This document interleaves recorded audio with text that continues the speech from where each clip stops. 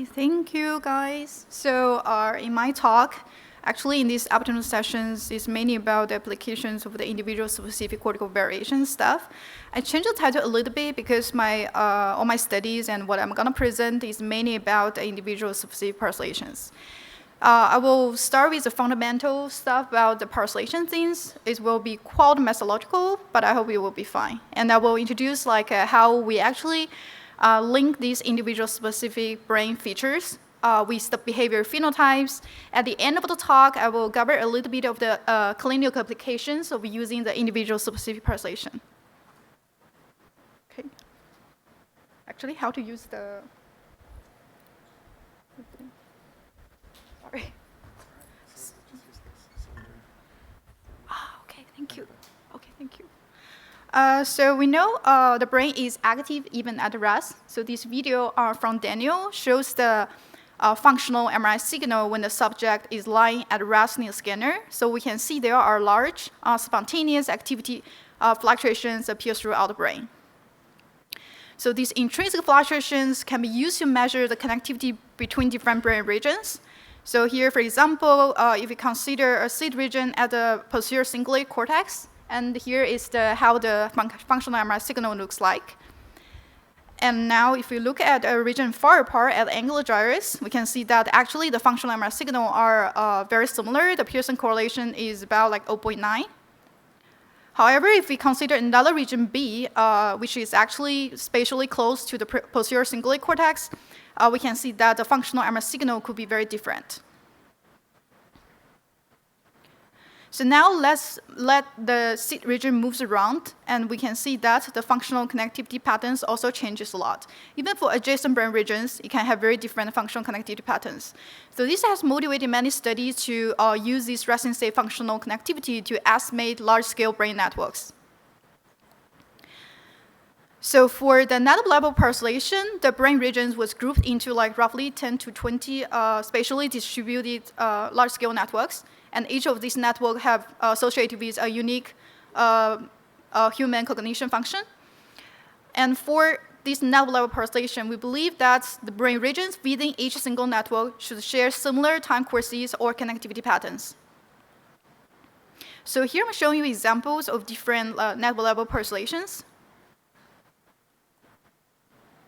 So for these net-level parcellations, we can group them into hard parcellation or soft parcellation. Jenny has covered a bit in this topic in the morning sessions. So basically for the net level parcellation, each vertex can only be assigned to one single network. And mixture model has been a very popular approach to deal with that. And for example, here I'm showing you the 7-network parcellation from Yale 2011. So each network was assigned to a single color. So this means that each vertex has only one single network assignment. So this is called the hard net level parcellation. And now if we consider these two areas which are far apart, but they are both grouped into this red network, and we can see that the functional connectivity patterns are very similar. And again, for this area, which was assigned to this purple network, it has a different functional connectivity patterns. Another way to do that is using graph theory-based approaches. So basically, for graph theory-based approaches, each node will corresponding to one brain region. So the link between different brain regions are actually the connectivity strengths. So thicker edge represents a stronger connectivity strength between these two different brain areas. So by using some approaches like a community detection approach, such as InfoMap, and these graph nodes were grouped into different brain networks. Or you can also use other algorithms, such as spectral clustering, and this is how it looks like. So another category is the soft parcellation. So for soft parcellation, each vertex can be assigned to multiple networks. And spatial IC is, of course, the most popular and well-known approach to do that. So for spatial ICA, the resting state functional MR data is considered as a group of decomposition of the spatially independent maps and its corresponding time courses. So for example, this is how the spatial ICA spatial map looks like. And if you compare it with a hard net level parcellation, they are actually very similar. Another way to do that is using something like a fuzzy C-means. So basically, it's still like a mixture model. However, here, it allows for a weighted assignment so that each vertex can be assigned to more than one network. So this figure from Lee 2013 and shows a default network, so where the yellow color represents very high probability for these regions to be grouped into the default network, and orange color represents very like a small probability for it. Okay, so now if compare it with the another two approaches, hard net level parcellation approaches, we can see that the default network are, again, like very similar.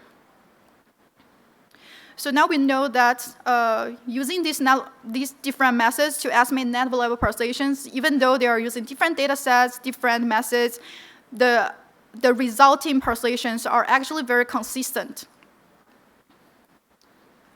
So we know from the system neuroscience that each of these large-scale networks likely contain multiple cortical areas, and each of these areas can have a unique function, architectonics, connectivity, and topography. So a lot of work starting to look into a finer scale, like a parcellation. So I call it like area-level parcellations. So here I'm showing you like again, like 3 different examples of the area-level parcellation. So for area-level parcellation, we can assign it to be also like a group-level parcellation, sorry, a hard net-level parcellation, hard area-level parcellation, or like soft area-level parcellation. So for hard area-level parcellation, a vertex is only assigned to one single parcel. And similarly, we use the clustering techniques such as mixture models or spectral clustering. So the different brain regions will be grouped together if they have similar time courses or connectivity patterns. However, as I mentioned previously, like in our cortical areas, even though 2 locations can be very far apart, but their functional connectivity patterns can be very similar. So if you don't have any constraint, you will end up with like distributed parcels. So to get rid of that, usually like you have to add some additional constraint to ensure the contiguity of these like area-level parcels. So another popular way to do that is like use a gradient-based approach. So the gradient here is different from the principal gradients proposed by Daniel Margulies, just to clarify. So for the gradient-based approach, it assumes that because the connectivity patterns can abruptly change from one location to a nearby location. So what it tries to do is measure these kind of like changes. So for example, in here, like we see these 2 nearby locations. It has very similar functional connectivity patterns. And for this nearby location, the functional connectivity pattern abruptly change. So by mapping this kind of local change, we'll end up with this gradient map. So the bright color indicates very like an abrupt change from one location to the other. And the dark color indicates like slow change in terms of the functional connectivity patterns. So by applying something like a edge detection approach, for example, the watershed algorithm, you're able to estimate this kind of area-level parcellation shown here. So this is known as the Gordon 2016 group-level parcellation. So in terms of the soft area-level parcellation, one simple way is like we can just simply try spatial ICA, but with much higher dimensionality. Of course, there are other like more advanced approaches here, but here I'm showing you examples of the 4 group ICA spatial modes corresponding to the default network. So this is extracted from the group ICA with 300 dimension. So far I've shown you like the net level parcellations and also the area level parcellations. However, all these parcellation approaches are estimated using like a group average data. It's either by like averaging or concatenating across many individuals. So now, recently, it's actually not that recent, so it has been great interest to estimate like individual specific parcellations. So here I'm also showing you like several examples here.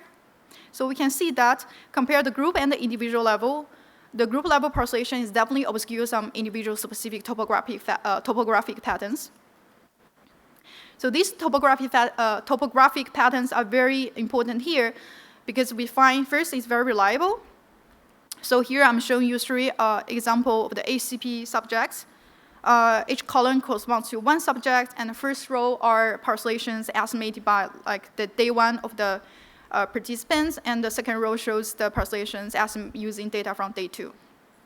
So the arrow are pointed at like topographic features, which are showing like a reliable pattern replicable within each subject, but are very different across subjects. And this is another work at the area level parcellation from Lee 2019, and it also shows the individual specific parcellations of three subjects. So the first row shows the first column shows the parcellation estimated using test sessions, and the second column shows the parcellation estimated by retest sessions. So now we can see that even like no matter it's like area level or network level, they are both like replicable. So now we know that this network topography could be very different across participants. And the assumption here is that, so maybe the subjects who share similar network topographic features could share similar behavioral phenotypes. So therefore, we can use these network, like individual specific network features for behavior prediction. So here shows the prediction accuracy of using the network topography features to predict like a certain cognitive measures from the human connected subject data sets. And even though like 0.13, I think, it looks very low for some people, I mean, it's actually not so bad because if you're using like a functional connectivity strengths, on average, the prediction accuracy is actually like around 0.11 something. So another work shows that actually these network topography features can be also used for like especially the association networks can be used to predict individual differences in executive function. So here shows like 4 subjects, different parcellations of 4 subjects with different performance of the executive function. And Toy et al. 20, they show that using these the association network, individual specific association networks, the prediction accuracy can be reached around 0.46, so it's very high. Recently, there has been also great interest trying to look into the network variation. So apparently, like it could be 2 forms of network variation: the border or ectopic. So earlier in 2017, what should people find that now if we look into the network assignment across a population, and the strip color represents the area where for some people, it tries to assign to network A, while like for another group of people, it's trying to assign to network B. So that's called the strip colors. So these are quite consistent within like a small subgroups. And we can see that actually for the strip colors, it usually happens near the system borders. But if you look at these highlighted like little patches on the right side, and we can see that some of these like variation can happen far away from the borders. So Katerina's lab tried to look into details of this type of network variation. So specifically, they try to identify these network variants. So to do that, they compute the correlation between the individual functional connectivity and the group average functional connectivity. And for the resulting, like the correlation map, they try to identify the regions that have very different connectivity between the individual and the group average. And then they identify those so-called network variance units. So this network variance was further like categorized as the border, which is like shown on the bottom left. It's near the boundary of the group level parcellation. Or it can be ectopic, which is far away from the boundary of the group level parcellation.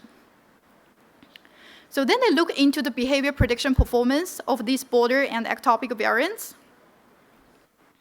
Then they find that across many different individual phenotypes, the performance of the border and the ectopic variants can be very different. And specifically, on average, it seems like the ectopic variants can predict behavior much better than the border variants. So we know, so far I've been talking about how we use the network variants or the network topography for behavior prediction. And it has always been like a great interest for just using the functional connectivity. So for example, like using the functional connectivity derived from a group level parcellation, the fluid intelligence can be predicted around 0.2. However, if you now switch it to the individual specific functional connectivity patterns, the predicted behavior, the predicted fluid intelligence can be like around like 0.3, so it's much improved. So recent work from the French people now look into like a cross-scale spatial modes. So basically, it's an approach where now they look into the interaction between like a low-level dimension to the high-level dimension. So this figure shows like how this like interaction happens. So the yellow color represents very top-level representation of the large-scale brain networks, and the blue color represents like secondary modes, which like multiple of the secondary modes will correspond to one single like large-scale brain networks from the yellow group. They further look into whether these like multi-scale modes can capture subject variability much better than the traditional approach. So they use a functional connectivity of these like 100 multi-scale modes and compare it with like a traditional spatial IC approach with 100 dimension, and also the Schaefer group level pulsation using 100 dimension. So on the y-axis is both x and y-axis represents prediction performance, but we can see that it seems like using these multi-scale modes, the prediction performance is much better compared with like a spatial ICA and the Schaefer group level pulsation. So the last part of the talk is mainly about like my recent interest in clinical applications of using individual specific pulsations. So here is specifically here is the salience network at the group level of two different groups, the ACP group or the Washer group, and we can see we can compare it with like a patient group. So here are the salience network of the depression patients. This is a recent work from Charles Lynch, and we can see that it seems like the depression patients can have very larger size of the salience network compared with the healthy individuals. This is very interesting to me, and if they further look into like the individual specific salience networks, and so each gray dot here represents a single subject, and then they find that even at the individual level, it seems like the depression patients, like on 3 different cohorts, they all have like much larger salience network size compared with the healthy controls. So this is great interest because we are considering using the individual specific networks for the TMS treatment. So basically, like using the functional connected guided personalized TMS treatment, you're supposed to able to achieve much better clinical improvements for the patients. So now we use a individual specific network to further control for it. And here I'm showing you the individual specific pulsations of a patient. And the pink network, or like, yeah, the pink network is actually where we try to target the patients. And this is a clinical trial we are ongoing now. So the result here is very preliminary. So basically using our individualized network constraints TMS treatment, so far we have treated like 8 patients. We are able to achieve like 87.5 response rate. So this is a 5 days treatment, and from like day 1 to day 5, most of the patients are the depression symptoms are keep decreasing. So here are a table of publicly available individual specific pulsations, including both hard and area level, and also soft and network levels are all here.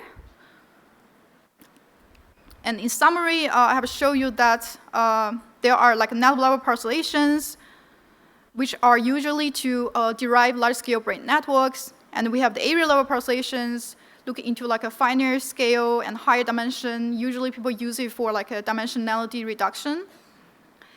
And of course, the group-level pulsation cannot capture individual specific patterns. And these patterns these features are very important here because they can be relevant for the behavior phenotypes.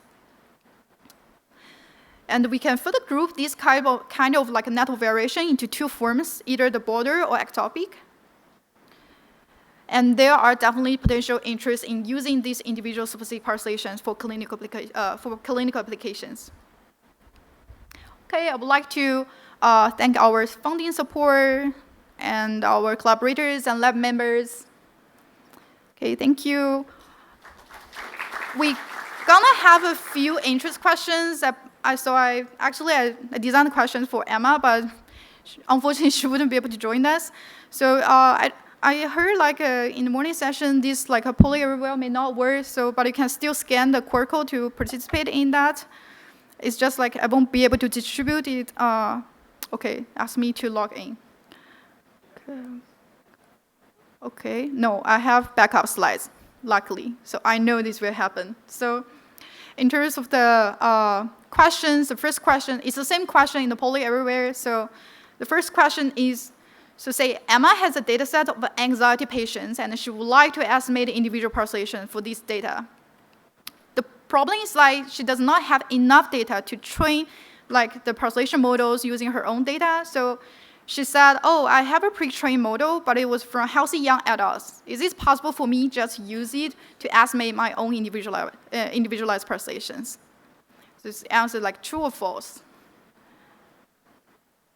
Actually, I don't know how people responding. So the answer is, anyway, so the answer is yes, you can definitely starting with the healthy young adults. I don't know whether like people will find it surprising. So at least we, like, I always receive these type of questions for like, oh, we release your population models, but you know, your model was trained by ACP subjects. However, I have like depression patients, I have anxiety patients, I have elderly patients. Am I able to like just use that?